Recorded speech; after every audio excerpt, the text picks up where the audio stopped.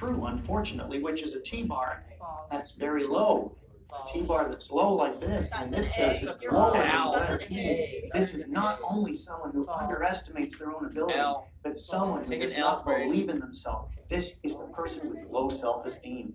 And if you add to this a downward slant to the writing and put the two together, you say, here's somebody with low self-esteem who's depressed as well. And so you just glance at the writing and you see low T-bars and a downward slope, and you instantly know that this person, no matter how they present themselves to you, are going through something that is making them feel down about themselves. Lack of confidence is showing, and they're maybe getting depressed as well. Powerful stuff. Let me show you a couple more. Here's some really cool stuff. And believe me, you're going to think, how can that possibly be true? Now realize this comes from thousands and thousands of samples. Scientists, information scientists, sociologists, graphologists have looked at thousands of samples to come to these conclusions. Let's look at 10,000 alcoholics and see what their writing has in common. Let's look at 10,000 people who are high achievers and see what their writing has in common. It's done through large numbers, the same as any science, and we then make predictions based on what we know, and the answer is yes. So here's some stuff that is wacky, but you'll like it. Lower zones. Now lower zones are where loops go down below the letter. So we have a letter like a G, there's the body of the letter, but there's a loop that goes down and comes back and crosses this imaginary baseline that the letter's sitting on. Do you know the size of that loop tells us all kinds of stuff about you? The bigger the loop, the larger number of friends you need. So a loop like this that's really big, this person needs way more friends than this person. And this person, that's a G, doesn't really need any close friends at all. This person would have one close friend or maybe none. And this person can go it alone when they have to. If they're stuck in a cabin with a handful of books and nobody's around for a snowstorm, they'll be okay. This person will go nuts, to use the medical term. They need people around them. Also, the size of the lower loop shows your sexual appetites. Big, huge lower loops mean strong, healthy sexual appetite. And that is stuff. I walk in. But what if the loops go weird? I want to know. That's not a loop at all, and that's a G. Now notice, from a single far. letter with a slip of a pen does not mean they're psychotic. Neither you go by something written on a blackboard with a marking pen. It's got to be their typical handwriting, and ideally done sitting down comfortably with an unlined sheet of paper and their favorite pen or pencil. You want the conditions to mirror exactly how they would typically write as closely as possible. Having said that, though, let me give you a real interesting key about handwriting. Weird handwriting equals weird person. Weird lower zones, really weird person. So we already saw the villain's claw, which I said could be in a G or it could be in a Y as well. But what if lower zone is something like this? Who's weird? He wrote that. Oh! Look at the twist of the loop. This is scary, scary stuff. This is where weird sex drives and sexual deviation. Whoa. Just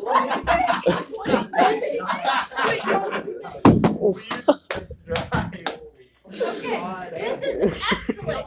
How did you know that? This is excellent. I'll tell you why. First of all, believe it or not, this comes from this card. I don't think you graduated from anything, right? What was that? Right? He looks like he's in a mom's basement. No, this is actually really, that was really good.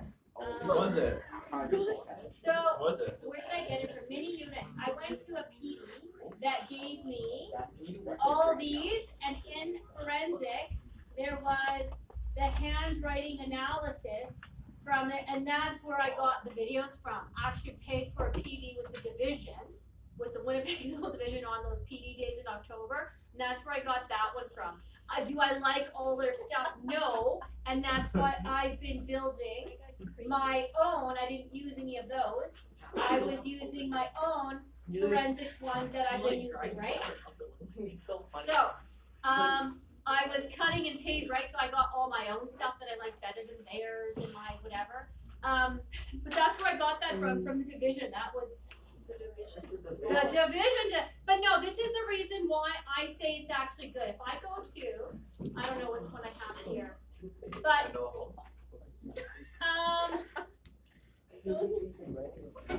number 2 or number 1, like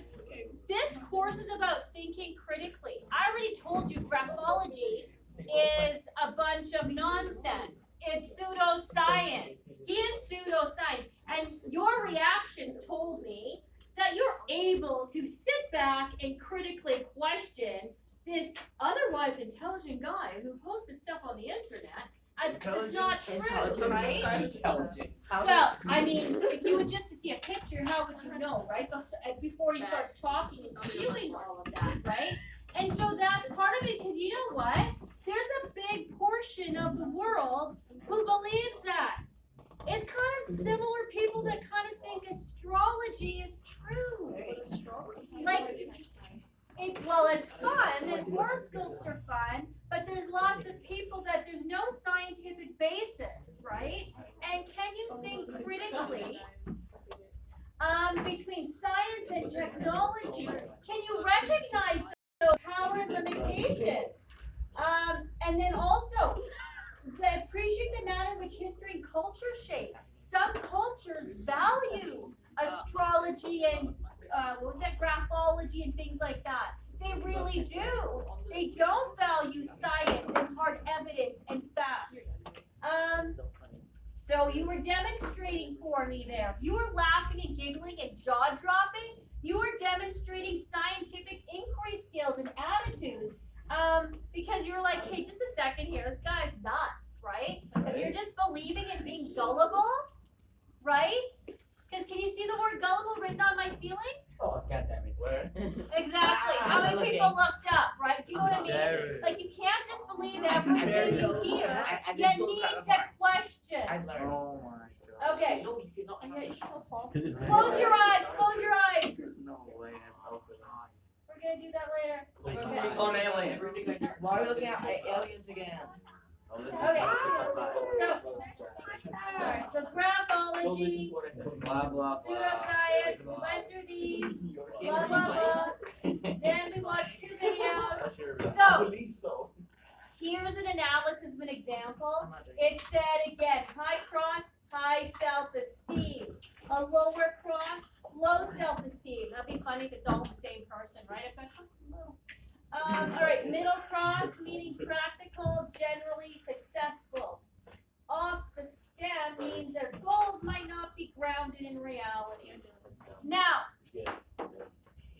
I'm almost at where I stopped.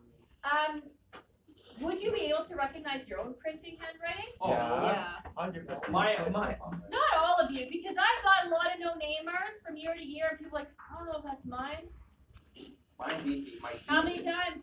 My D's are always crooked. They're always got the little. Yeah. Are you the weird G So some people can, some people can't, right? So what handwriting, I'm just looking at the time. Handwriting analysis can be used in forensic science to establish whether or not forgery has been committed.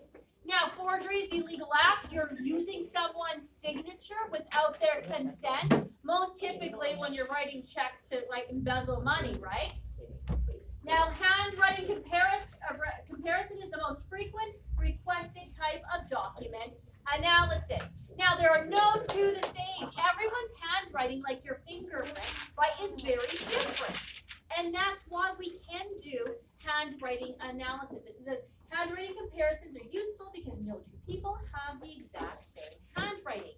So you always have to compare it with a standard though, right? So you should have several, I mean, if you're really doing it accurately, you should have several documents of that person's handwriting that you're comparing your unknown to.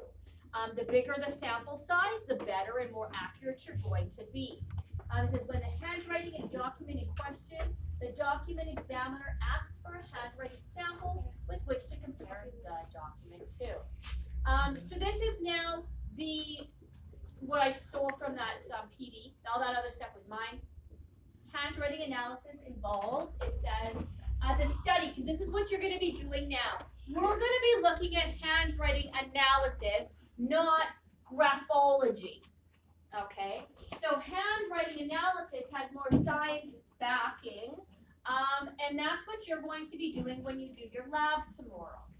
So it's going to look at shapes, forms, and inconsistencies that you're going to be comparing to an original. When attempting to identify a particular handwriting, just as in fingerprinting, forensic scientists will examine a combination of characteristics. Ooh, I like how she will examine the way the lines form, the slant, spacing, etc. I write out 12 criteria for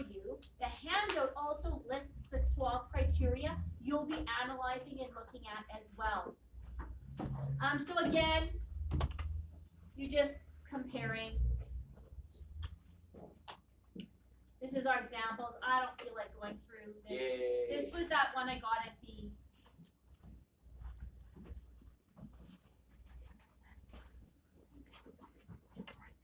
Okay, so here's some examples. Anyone? The teacher signature. I used to get forgeries. Gosh, I've been teaching over 20 years, so maybe the first 5 years you have to take your test home to get signed. And people would forge it. You could so easily tell. Especially too because I remember one year specifically, we went on a field trip where the parents had to sign it. And so I had what their signature would look like. And then when the test would go home, you can see like they didn't match. They didn't put mommy down, but they almost could have. And simple. All you need is a window, the sheet, and your parents' handwriting. Yes and no. There is a way you can tell tracing to a good forgery to a bad forgery. I was looking it up, and then you know what? The lab tech knows how to forge. Oh. I should ask her to tell us how tomorrow. She's gonna be here tomorrow. I never asked her how to do that. But she learned how to forge signatures going, she went to St. Mary's Academy. And she said she could forge something before. And she got away with it. But this is not like, big stuff with money embezzlement or anything, right? It's more, she forged her mom's signature for a test or something like that, I think is all it was. So here's the 12 main criteria that you're going to be looking at while we're going to be doing our lab. So I've got all these handouts. We're not going to get through it today, but we'll do it tomorrow. So here is what it